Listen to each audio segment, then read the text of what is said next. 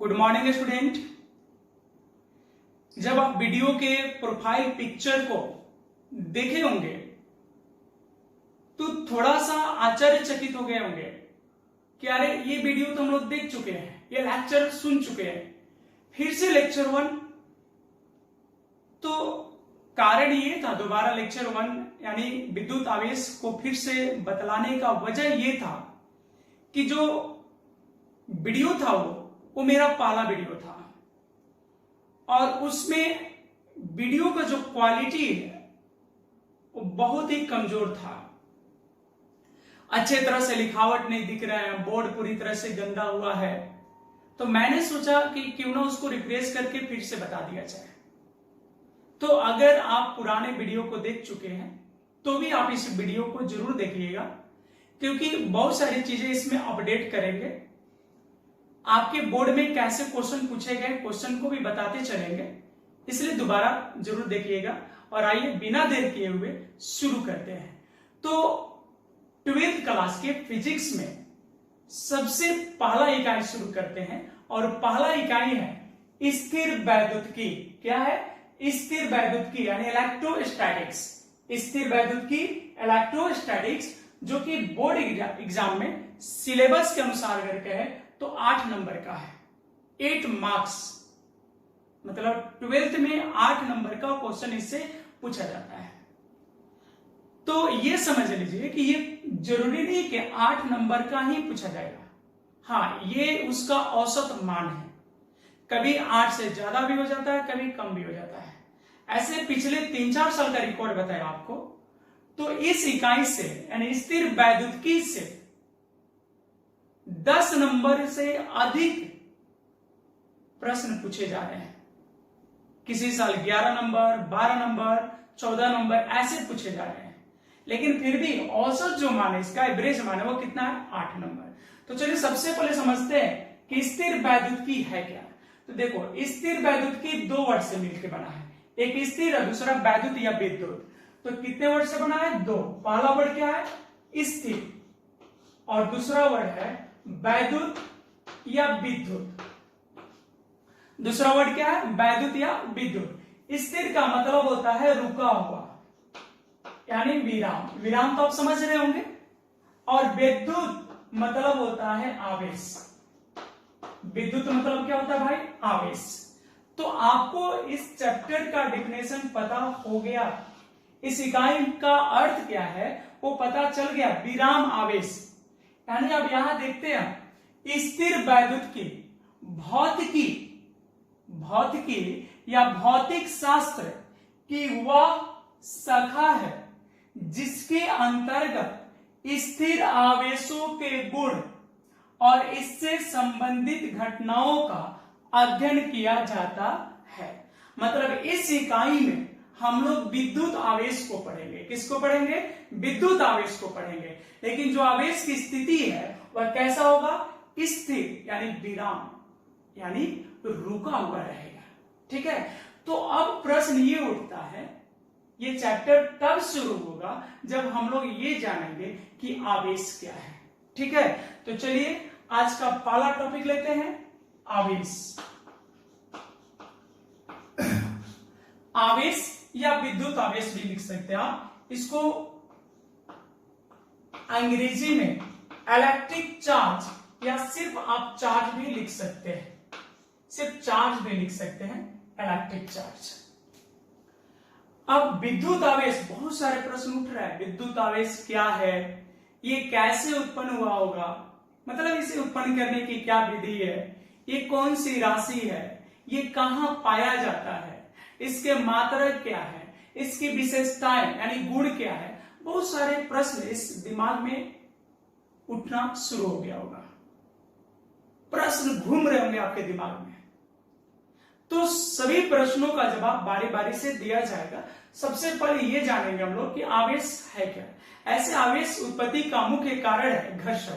क्या है? घर्षण। बचपन में हम लोग खेल खेल में क्या करते थे कि जब स्नान करके आते थे, बाल ड्राई हो जाता था, सूख जाता था, कंघी करते थे हम लोग, तो बाल खड़ा के कंघी में सटने लगता था।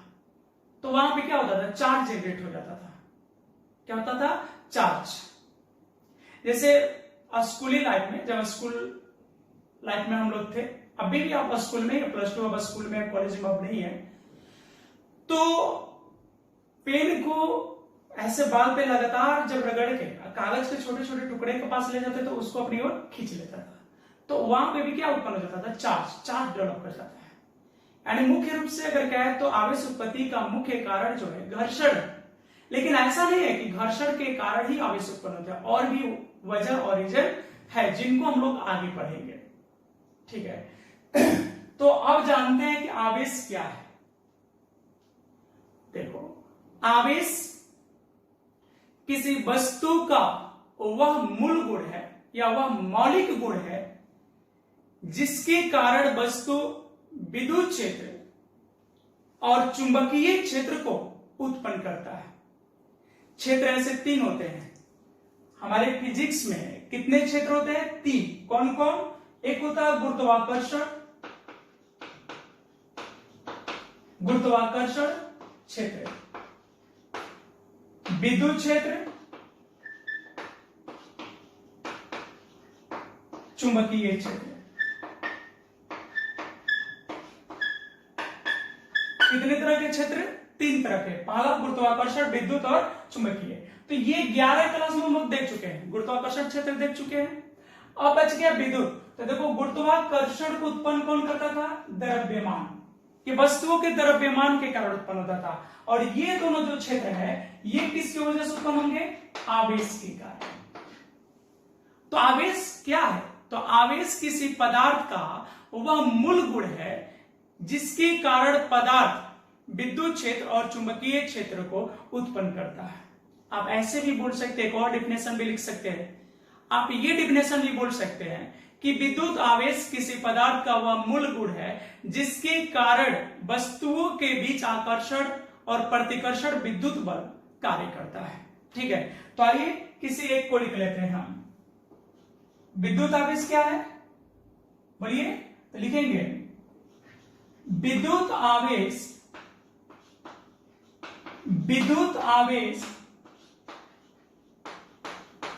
किसी पदार्थ का वह मूल गुण है, किसी पदार्थ का वह मूल गुण है जिसके कारण पदार्थ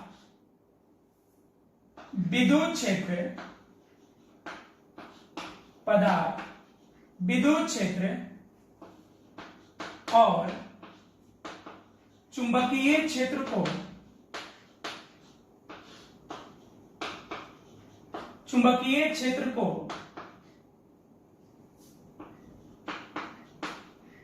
उत्पन्न करता है। विद्युत आवेश क्या है? विद्युत आवेश किसी पदार्थ का वह मूल गुण है जिसके कारण पदार्थ विद्युत क्षेत्र और चुंबकीय क्षेत्र को क्या करता है? उत्पन्न करता है। ठीक है, किसको उत्पन्न करता है? विद्युत क्षेत्र और चुंबकीय क्षेत्र को उत्पन्न करता है। अब प्रश्न ये है, तो विद्युत आवेश कैसी राशि है, इसको किस अक्षर से सूचित करते हैं? ठीक है, तो विद्युत आवेश को इसे किस अक्षर से सूचित करते हैं? इसे कैपिटल Q या स्मॉल q द्वारा सूचित किया जाता है।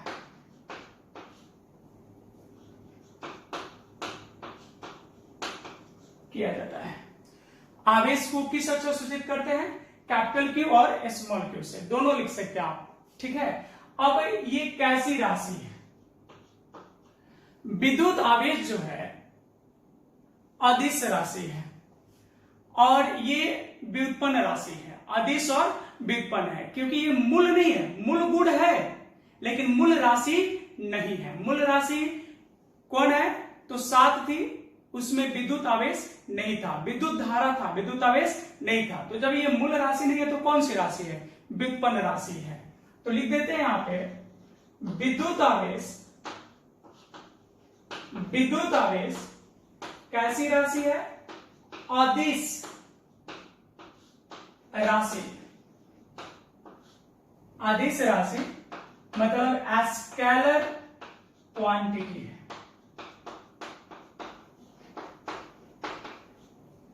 कैसी राशि है? अदिश राशि है। ठीक है, अब इसको देखते हैं हम लोग। आवेश के मात्रक,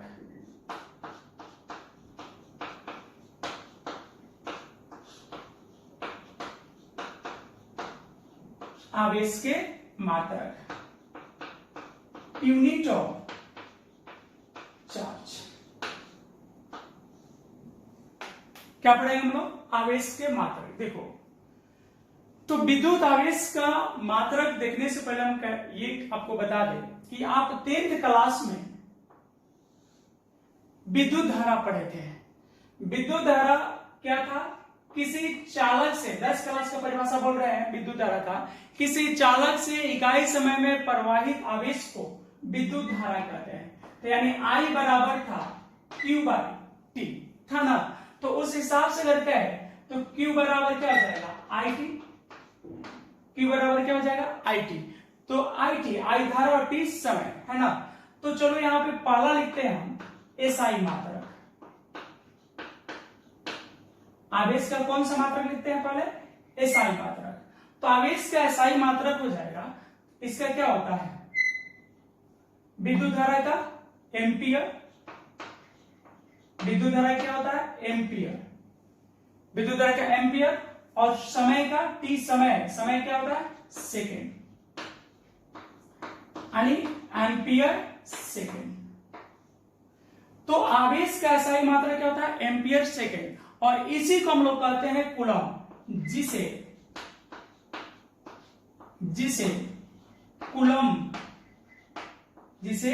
कूलम या कूलोम, इसको कूलोम भी कहते हैं हम लोग। और इसको किस अक्षर से सूचित करते हैं? C कहा जाता है।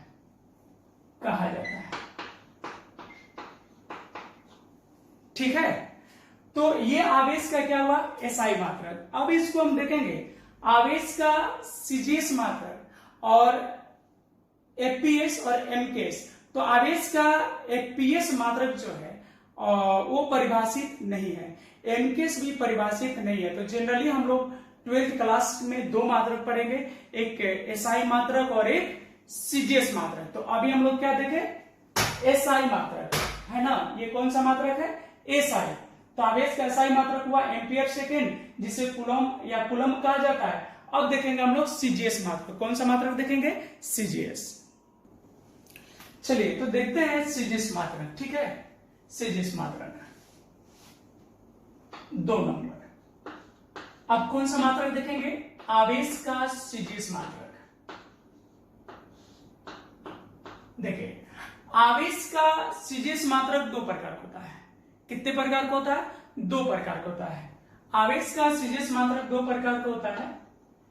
तो CGS मात्रक 2, एक होता है इलेक्ट्रोस्टैटिक यूनिट।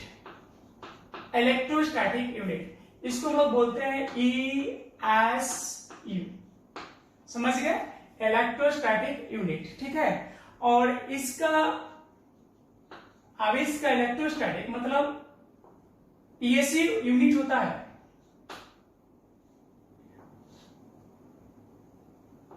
स्थिर कूलम।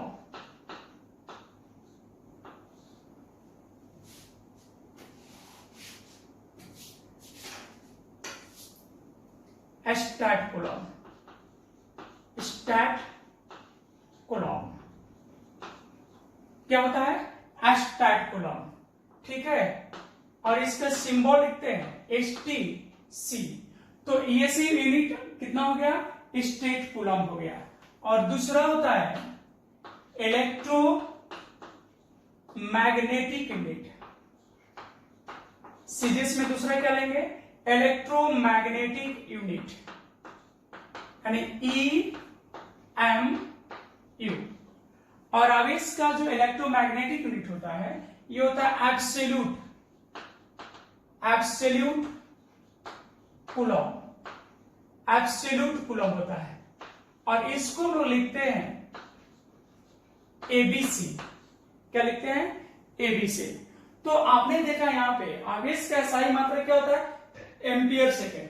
और सीजीएस में दो मात्रक देखे, एक ESU स्टेट कूलम और एक EMU एब्सोल्यूट कूलम।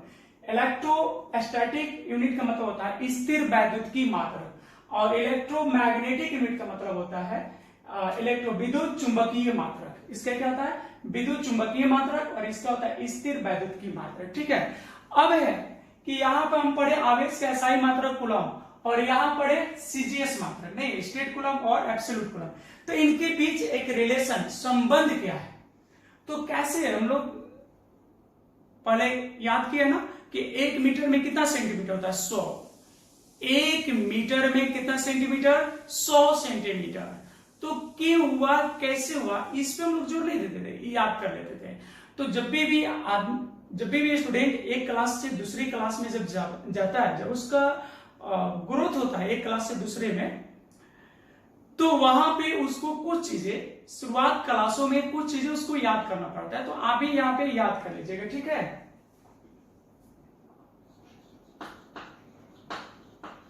रिमेंबर,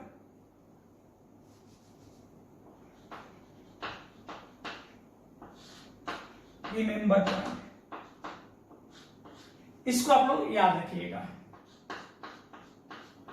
यहां पे कुछ कन्वर्जन बताएंगे एक से दूसरे में, यानी SI को सीजीएस में बदलने का।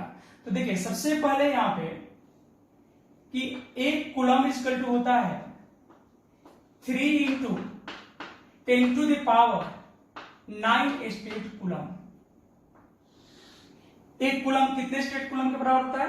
1 कूलम इक्वल टू होता है 3 × 10⁹ स्टेट कूलम। ठीक है। तो ये हुआ। इसको आप ऐसे भी लिख सकते हैं, अगर हम कहें 1 stat coulomb equal to 1 stat coulomb equal to, तो 1 स्टेट कूलम, तो ये सब इधर बटा में आ जाता, तो हो जाएगा 1/3 × 10⁻⁹ कूलम। तो कितना हो जाएगा? 1 कूलम इक्वल टू, आप इसको याद रखेंगे, 1 कूलम इक्वल टू कितना होता है? 1 कूलम इक्वल टू होता है 3 × 10⁹ स्टेट कूलम, या उसी को हम लोग लिखते हैं तो हो जाता है 1 stat coulomb equal to 1/3 × 10⁻⁹ coulomb. ठीक है। अब आगे देखते हैं। अब दूसरा संबंध देखते हैं। ठीक है। दूसरा संबंध देखते हैं, इसको और कर लीजिए, ये इससे आया हुआ है। अब दूसरा देखते हैं, यहां पे 2 नंबर 1 कूलम, ये तो आपका ऐसा ही हो गया। और अगर हम लेते किसको? EMU को, तो EMU में क्या होता है? Absolute coulomb. तो यहां जाएगा 1/10 एब्सोल्यूट कूलम। ये रिलेशन भी आप याद रखिएगा। इसको हम ऐसे भी लिख सकते हैं 1 एब्सोल्यूट कूलम, तो इधर ये मल्टीप्लाई हो जाएगा तो कितना हो जाएगा? 10 कूलम। तो 1 कूलम इक्वल टू कितना आया? 3 × 10⁹ स्टेट कूलम, और यहाँ 1 कूलम बराबर कितना आया? 1/10 एब्सोल्यूट कूलम। ठीक है। तो ये दोनों का सेकेंडरी फॉर्म है। अब यहां से क्या करते हैं, तीसरे नंबर में हम तीनों के बीच एक साथ रिलेशन ला देते हैं, तो हो जाएगा 1 coulomb equal to 3 × 10⁹ stat coulomb equal to कितना हो जाएगा? 1/10 एब्सोल्यूट कूलम। ठीक है, हो गया। अब यहां पे है कि अगर हम आपसे पूछे कि कूलम, स्टेट कूलम और एब्सोल्यूट कूलम में सबसे बड़ा कौन है, सबसे बड़ा कौन मात्रक है, तो देखो यहां पे है, ये है एब्सोल्यूट, स्टेट और कूलम। यानी कहने का मतलब है कि 1 coulomb equal to 3 × 10⁹ stat coulomb बराबर 0.1 एब्सोल्यूट कूलम। 1/10 का मतलब होगा 0.1, यानी 0.1 मतलब 1 का 10वां भाग इसके 1 के बराबर है। और ये एक अकेले इतना संख्या के बराबर है, तो जिसमें संख्या अधिक गुणा में है इसका मतलब कि उसका वैल्यू क्या है, छोटा है। तो यहां पे सबसे छोटा कौन हो गया, ये, क्योंकि इसका इतना 3 × 10⁹ के अकेले बराबर है 1, तो इसका स्पष्ट है कि इसका जो ये यूनिट है अधिक है, मतलब जिसका न्यूमेरिकल वैल्यू कम होगा उसका यूनिट बड़ा होगा, क्योंकि m जो nu होता है 11th क्लास में पढ़े थे हम लोग, वो नियत होता है। तो अगर ये तीनों बराबर है, ये तीनों मेजरमेंट अगर बराबर है तो जिसका n कम होगा उसका यूनिट बड़ा होगा। तो सबसे बड़ा कौन होगा, सबसे बड़ा होगा एब्सोल्यूट कूलम, उसके बाद होगा कूलम, और सबसे छोटा होगा स्टेट कूलम। ठीक है, इसको याद रखना। अब हम लोग देखेंगे मात्रक संबंध पर आधारित बोर्ड एग्जाम में पूछे गए प्रश्न। तो बोर्ड में पूछा हुआ प्रश्न था एक stat coulomb is equal to कितना कूलम, डॉट डॉट मतलब कितना कूलम। ये 4 ऑप्शन थे। पहला था 3 × 10⁹, बी 3 × 10⁻⁹, सी था 1/3 × 10⁹, और ये। तो ज्यादा स्टूडेंट क्या होता है, यहाँ पे स्टेट कूलम है फिर भी ये मार देता है, जबकि ये उल्टा हो जाएगा। तब यहाँ पे चेक करते हैं कौन सा इसका सही ऑप्शन है। तो कुछ नहीं करना था, 1 नंबर पे तो थोड़ा सा समय लगेगा इसमें।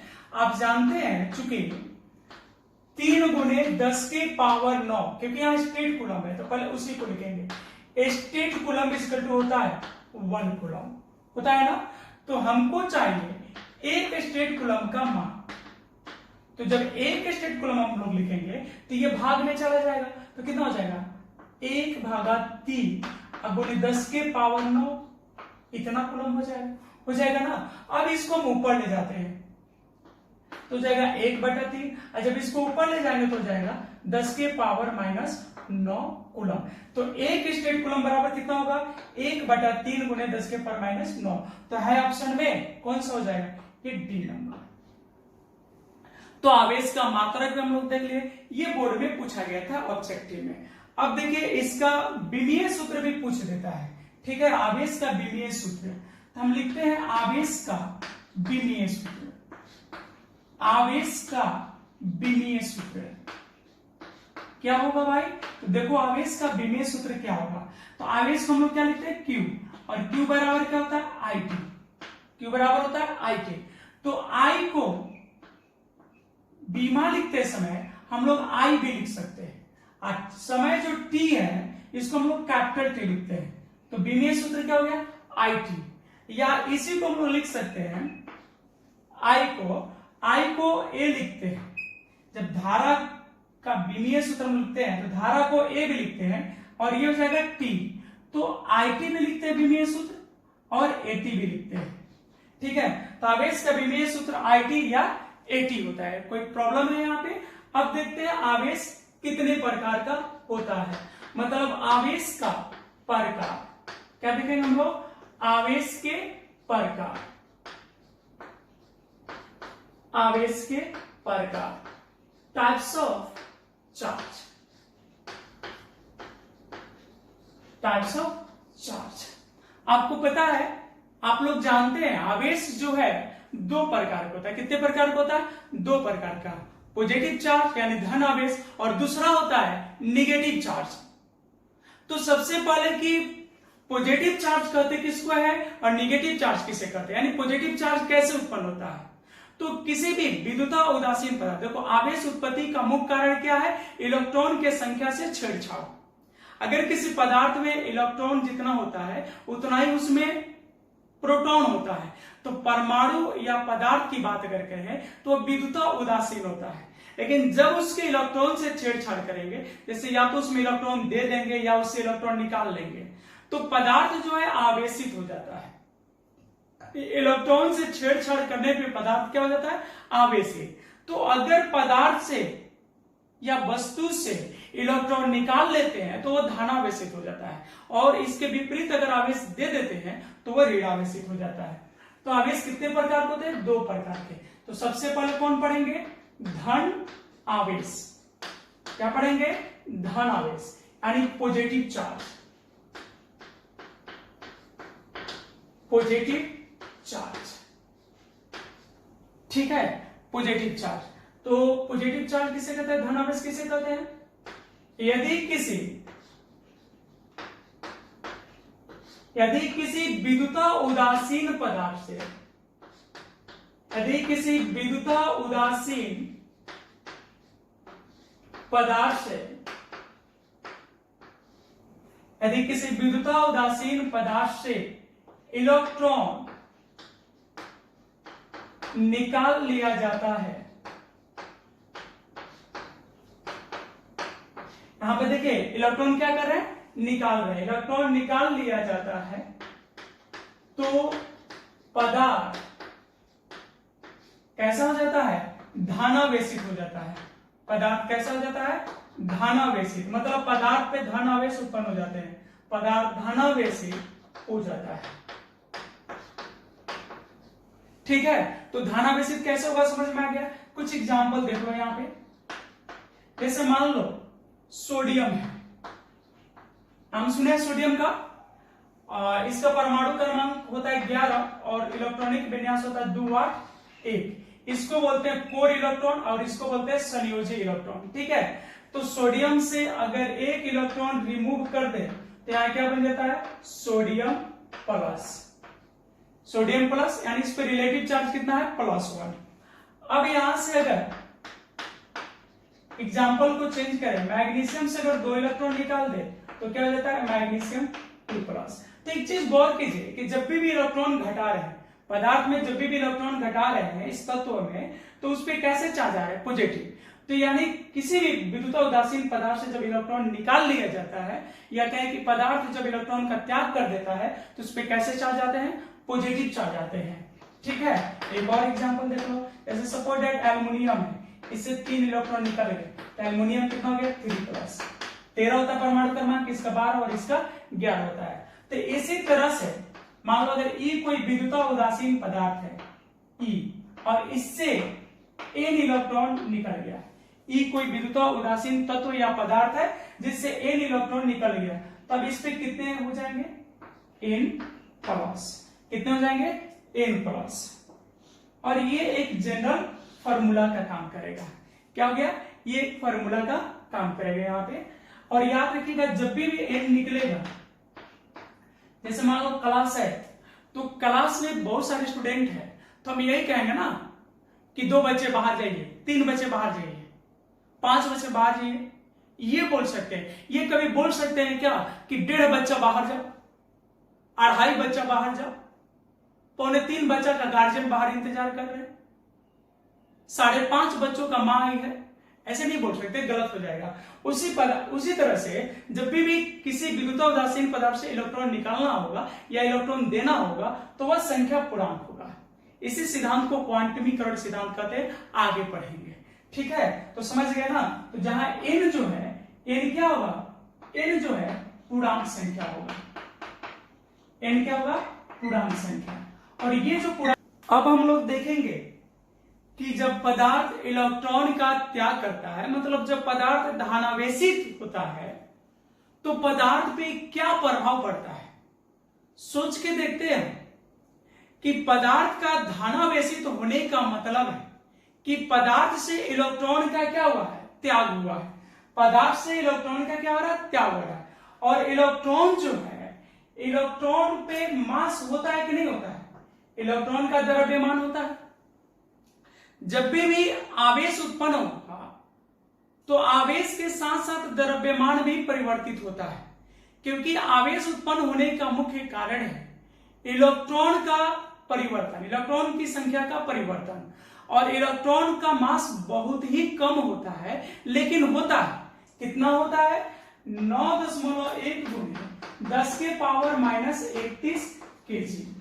इलेक्ट्रॉन का मास होता है 9.1 × 10⁻31 kg। तो जब किसी भी पदार्थ से इलेक्ट्रॉन निकलेगा तो उतना द्रव्यमान घट जाएगा। तो यहां पे प्रश्न उठता है कि जब पदार्थ धनावेशित होता है तो क्या होता है। तो देखो, यदि पदार्थ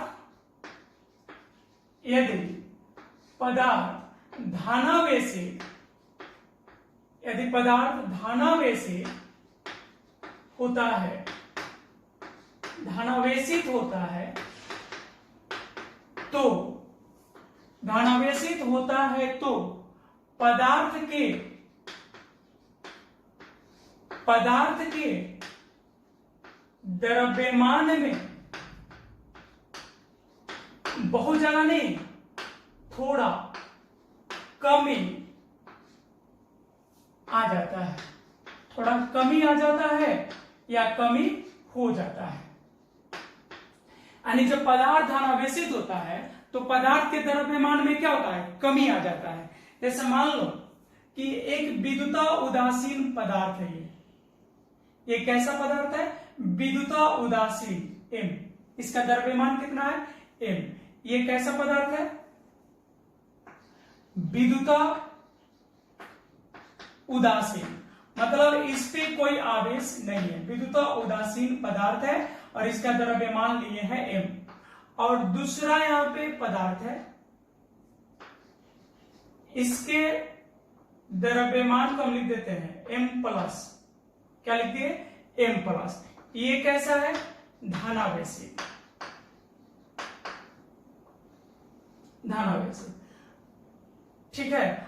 और अब बताना है कि दोनों का मास, मतलब किसका अधिक होगा और किसका कम होगा। यानी पदार्थ एक ही था, पदार्थ एक ही है, उसकी दो अवस्था लिए है, एक बार विद्युता उदासीन है और एक बार आवेशित धनावेशित है। तो धनावेशित होने का मतलब है कि इससे इलेक्ट्रॉन क्या हुआ है, बाहर गया है, तो इससे द्रव्यमान क्या हो रहा है, बाहर निकल रहा है। तो यहां पे दोनों के बीच जो संबंध होगा, यानी दोनों के द्रव्यमान में, यहां पे M+ है और यहां पे M, तो किसका द्रव्यमान अधिक होगा। तो देखो, तो धनावेशित होने के लिए इलेक्ट्रॉन बाहर जाएगा, तो इतना इलेक्ट्रॉन बाहर जाने का मतलब 9.1 × 10⁻31 kg, इतना द्रव्यमान जो है ये बाहर जा रहा है, इतना द्रव्यमान बाहर जा रहा है। तो एक इलेक्ट्रॉन गया तो 2 इलेक्ट्रॉन भी जा सकते हैं, 3 इलेक्ट्रॉन भी जा सकते हैं, 4 इलेक्ट्रॉन भी जा सकते हैं। तो कहने का मतलब द्रव्यमान में क्या होनी चाहिए, कमी। तो पहले वाला जो द्रव्यमान है विद्युता उदासीन पदार्थ का, वो धनावेशित पदार्थ के द्रव्यमान से क्या होगा, अधिक होगा। क्या होगा, अधिक होगा। अब हम लोग देखते हैं किसके लिए, ऋणावेशित के लिए। तो ऋणावेशित कब होता है, अब हम लोग ऋणावेशित करेंगे, यानी ऋण आवेश। ऋण आवेश को हम लोग निगेटिव चार्ज कहते हैं। क्या कहते हैं, निगेटिव चार्ज। तो अगर किसी विद्युता उदासीन पदार्थ से इलेक्ट्रॉन निकाला जाता है तो यहां क्या होगा, बोलिए। यहां पर हम लोग लिखेंगे, क्या लिखेंगे, थोड़ा सा वेट कर लीजिए, चलिए देखते हैं। तो ऋण आवेश कैसे उत्पन्न होगा, तो यदि किसी विद्युता उदासीन पदार्थ से, यदि किसी विद्युता उदासीन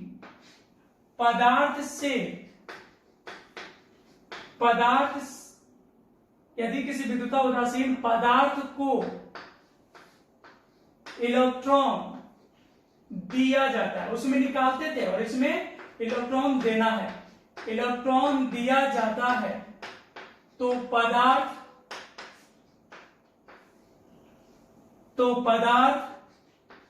ऋणावेशी, तो पदार्थ ऋणावेशित हो जाता है। पदार्थ क्या हो जाता है, ऋणावेशित हो जाता है। तो पदार्थ यहां पर ऋणावेशित कब हुआ, देखो, यदि किसी विद्युता उदासीन पदार्थ को इलेक्ट्रॉन दिया जाता है तो पदार्थ क्या हो जाता है, ऋणावेशित हो जाता है। कुछ एग्जांपल देखते हैं, जैसे मान लो यहां पे ऑक्सीजन है, ऑक्सीजन का 8 होता है, इलेक्ट्रॉनिक विन्यास होता है 2 6। अब इसमें क्या करते हैं हम कि अगर 2 इलेक्ट्रॉन ऐड कर देते हैं, जैसे इसका संयोजी इलेक्ट्रॉन 6 है तो 2 दे देंगे तो कितना हो जाएगा, 8, इसका स्ट्रक्चर पूरा हो जाएगा। लेकिन जब ही आप इलेक्ट्रॉन देंगे इस पे कैसे चार्ज आ जाएंगे, माइनस चार्ज आ जाएंगे। कैसे, माइनस। जैसे मान लो यहाँ पे सल्फर है, तो सल्फर पे भी अगर 2 इलेक्ट्रॉन दे दो तो ये हो जाएगा सल्फर 2-। ठीक है। मान लो फ्लोरीन का नाम सुने आप, बोलो। तो फ्लोरीन में हम क्या करते हैं, एक इलेक्ट्रॉन दे देते हैं। तो एक इलेक्ट्रॉन जब जोड़ोगे इस पे तो क्या हो जाएगा, फ्लोरीन F माइनस। ठीक है, क्या हो जाएगा, फ्लोरीन F माइनस। या अगर हम कहें कि मान लो E जो है कोई विद्युता उदासीन तत्व है और इसमें हम N इलेक्ट्रॉन ऐड कर दिए। ठीक है, तो जब N इलेक्ट्रॉन ऐड करेंगे तो E पे जो है जितना इलेक्ट्रॉन ऐड करेंगे उतना माइनस हो जाएगा। तो यहाँ पे कितने इलेक्ट्रॉन ऐड किए हैं, N, तो N इलेक्ट्रॉन यहाँ पे N इलेक्ट्रॉन ऐड किए हैं तो यहाँ पे N माइनस हो जाएगा। तो कहने का मतलब अगर 2 इलेक्ट्रॉन ऐड किए तो 2 माइनस, 3 इलेक्ट्रॉन ऐड करते तो 3 माइनस, 4 इलेक्ट्रॉन करेंगे 4 माइनस। ठीक है, जहां N क्या है, पूर्णांक संख्या, पूर्णांक संख्या।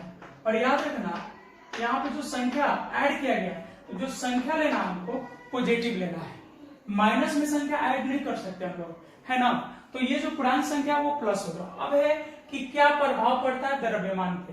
तो धानावेशित में देखे थे कि यदि पदार्थ धानावेशित होता है तो पदार्थ के द्रव्यमान में थोड़ा कमी आ जाता है। यहाँ पे गौर करके देखेंगे हम तो हो जाएगा कि यदि पदार्थ क्या होता है, ऋणावेशित होता है। यदि पदार्थ ऋणावेशित होता है, यदि पदार्थ ऋणावेशित होता है तो पदार्थ के द्रव्यमान में थोड़ा वृद्धि हो जाता है। क्या हो जाता है, थोड़ा वृद्धि हो जाता है, इसमें थोड़ा वृद्धि हो जाता है। ठीक है, कैसे, तो देख लो, जैसे यहां पे है, मान लो यहां पे एक विद्युता उदासीन पदार्थ है जिसका M है और ये M माइनस। ठीक है, M माइनस।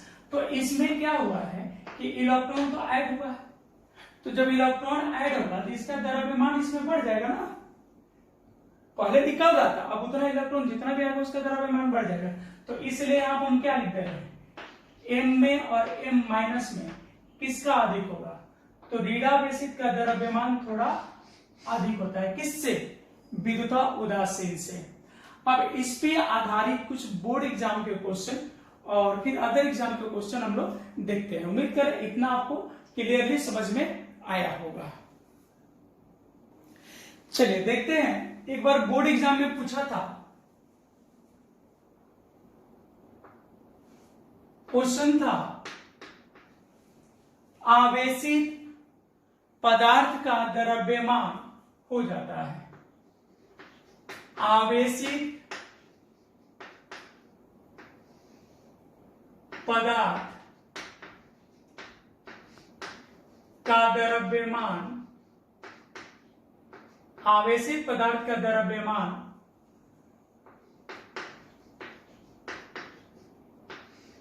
ठीक है, मतलब क्वेश्चन ये था कि यदि पदार्थ को आवेशित किया जाता है तो उसके द्रव्यमान पे क्या प्रभाव पड़ता है। तो क्वेश्चन हम लिखते हैं कि आवेशित पदार्थ का द्रव्यमान, और ऑप्शन है घट जाता है,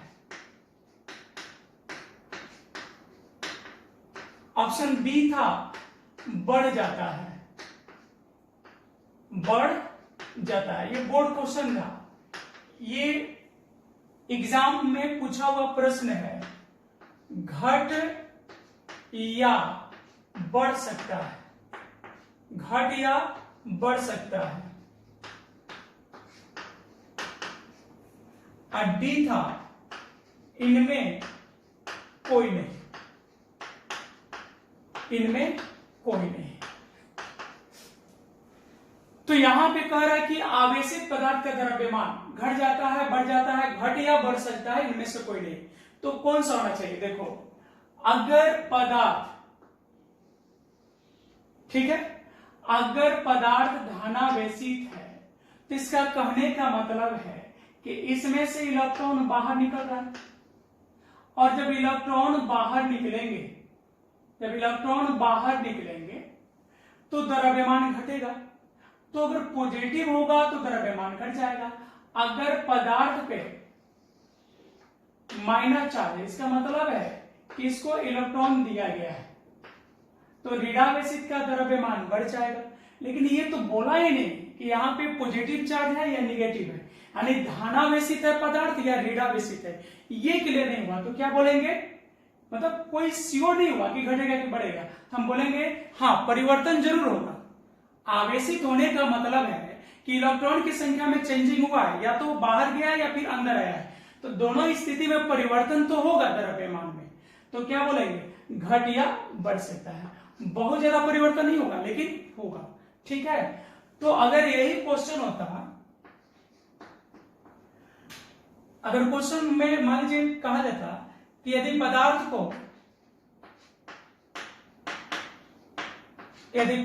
को धनावेशित किया जाता है, यदि पदार्थ को क्या किया जाता है, धनावेशित किया जाता है तो द्रव्यमान ए है घट जाता है, बी है बढ़ जाता है, सी है घट या बढ़ सकता है, घट या बढ़ सकता है, और डी है इनमें से कोई नहीं, इनमें कोई नहीं। यहां पे धनावेशित हो गया। तो इस स्थिति में क्या होगा, थोड़ा ध्यान देकर बताइएगा। इस बार पदार्थ को धनावेशित किया है, तो धनावेशित यही है ना, तो धनावेशित करेंगे तो इलेक्ट्रॉन निकला होगा, तो द्रव्यमान क्या होगा, घट जाएगा। ठीक है, ये आईआईटी के ऑब्जेक्टिव में पूछा हुआ क्वेश्चन लिख रहे हैं।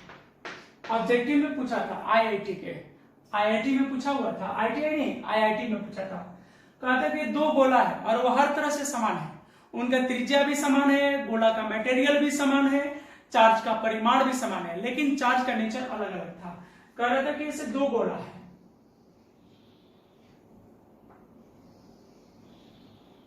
क्वेश्चन समझ गए आप, दो गोला है, इसका भी रेडियस है r और इसका भी रेडियस है r। ठीक है, हर तरह से ये समान है, मटेरियल परिमाण, इस पे अंतर इतना है कि इस पे प्लस क्यू चार्ज है और इस पे जो चार्ज था वो माइनस क्यू है। इस पे चार्ज कितना है, माइनस क्यू, और इस पे चार्ज है प्लस क्यू। और ये नहीं कि गोला बड़ा है छोटा है, क्वेश्चन को समझिए आप। क्वेश्चन था कि दोनों गोला का जो त्रिज्या है वो बराबर है, दोनों का मटेरियल समान है, लिख नहीं रहे हैं, सुन लीजिए, दोनों का मटेरियल समान है, दोनों पे आवेश के परिमाण समान है, प्लस क्यू का भी क्यू होगा, माइनस क्यू का भी क्यू होगा। तो ये सारा चीज देने के बाद बोला था कि किसका द्रव्यमान अधिक होगा या बराबर होगा, तो दिया था कि m प्लस बराबर m माइनस। एक ऑप्शन ये था, एक ऑप्शन था m plus greater than m minus, एक ऑप्शन था m minus greater than m plus, और डी था इनमें कोई नहीं।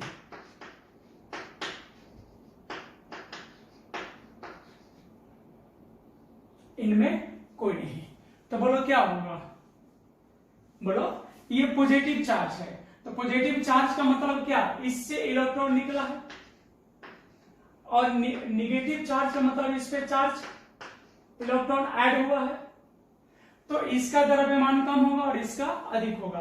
तो कौन होगा, निगेटिव वाला का द्रव्यमान अधिक होगा, पॉजिटिव वाला का कम होगा। ये बोर्ड क्वेश्चन था, बोर्ड में सॉरी आईआईटी बोर्ड में पूछा हुआ था। अब देखते हैं, और इसमें जो पॉइंट है याद रखिएगा,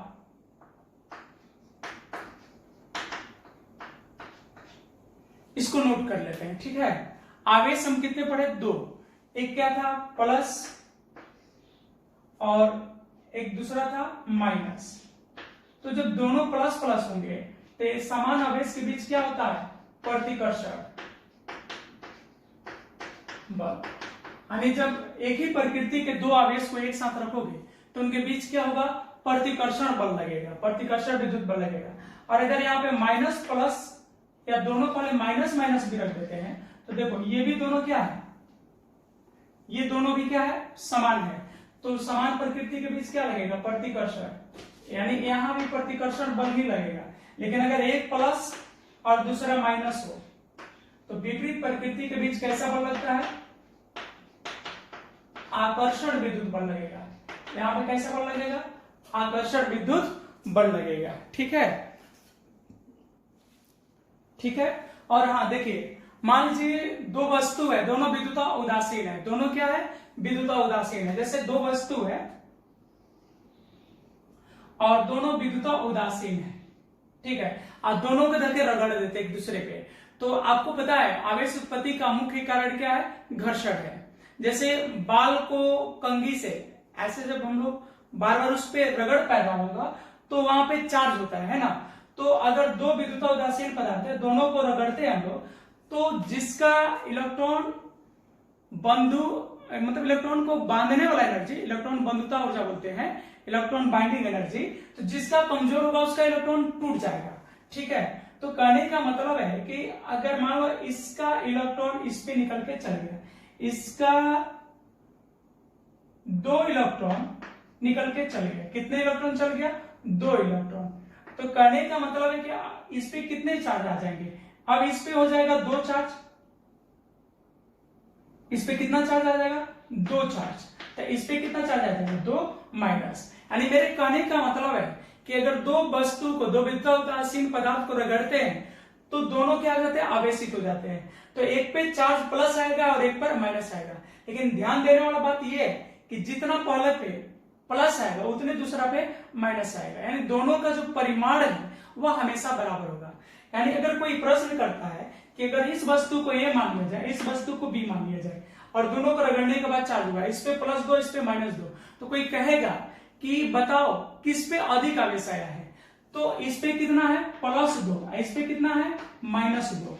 ठीक है, तो बताओ किस पे आवेश अधिक उत्पन्न हुआ है, तो आप बोलिएगा कि दोनों पे आवेश बराबर है। तो कहेगा क्या प्लस दो या माइनस दो बराबर होते हैं, तो आप बोलिएगा बिल्कुल नहीं, प्लस दो और माइनस दो बराबर नहीं होते हैं अंकों के लिए। ठीक है, लेकिन आवेश की स्थिति में प्लस 2 कूलम और माइनस 2 कूलम बराबर होते हैं। क्यों होते हैं, क्योंकि आवेश में प्लस और माइनस जो है वह आवेश के प्रकृति का बोध करता है। किसका बोध करता है, आवेश के प्रकृति का। ठीक है, यानी नहीं समझे आप फिर से समझ लेते हैं। यहाँ पे मान लो जैसे 10 कूलम है और यहाँ है माइनस 15 कूलम, तो कोई पूछेगा कि आप बताओ ये दोनों में यानी 10 कूलम में और माइनस 15 कूलम में कौन अधिक है।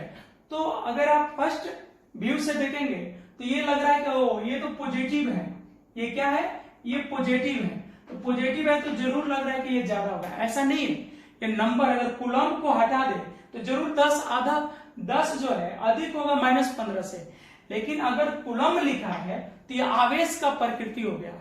अंतर इतना है कि ये धनात्मक हो गया और ये ऋणात्मक हो गया, लेकिन दोनों में अधिक कौन है, तो माइनस 15 कूलम अधिक है 10 कूलम से। ठीक है, तो ये चीजें आवेश से जुड़ी हुई पॉइंट थी और आपको समझ में आ गया होगा कि पिछले वीडियो और इस वीडियो में क्या अंतर है। अब आज इतना ही, देखते हैं अगले वीडियो में अगले टॉपिक को।